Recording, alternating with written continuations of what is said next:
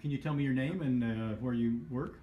Yeah, Blake Peterson. I'm a chief resident in orthopedic surgery at the University of Missouri. And I understand that you use Dragon Dictation some. Yeah, Dragon Dictation has been a pretty powerful tool for me and my department. We had large bills for dictation with our faculty members quite a bit, and we used PowerChart Touch to try to offset that and to make it more accessible for dictation on the go. That's where the residents probably see it the most, is finding more efficiency with dictation and documenting. We can find any little downtime in our day and make a time to start a note or finish a note, whether you're waiting on a sedation or waiting for x-rays, or right after you finish a procedure, you can accurately and concisely dictate and document what you just did with the patient. Some of you use Desktop Dragon?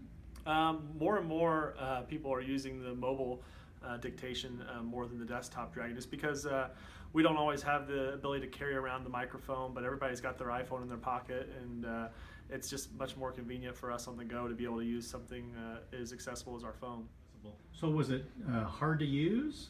What's really funny about the usability of this product was that we started out with just 1 or 2 access codes. We had a couple people beta trialing PowerChart Touch, and we happened to find out the access code could be used on multiple devices, and we may or may not have given that access code to all the residents, and within about 24 hours, all 30 of us were using PowerChart Touch with pretty much no instruction. So 30 in 24 hours. Yeah. But on the other hand, you're not recommending that. I wouldn't necessarily recommend that, but really, from a startup standpoint, it doesn't require much. I mean, anybody that's used an iOS device or used any of the products, it's along that same thread. You know, a 2 or 3 year old picks up a device, knows how to use it intuitively, and I'd say that the folks at Cerner did a pretty good job of making this an intuitive product to use as well.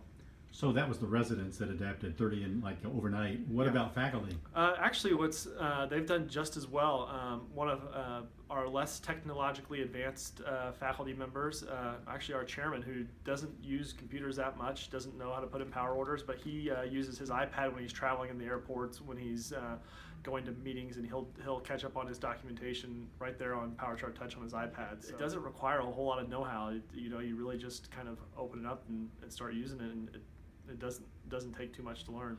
I would have a hard time finding someone that really couldn't learn it. I mean, you'd have to try to not know how to use this.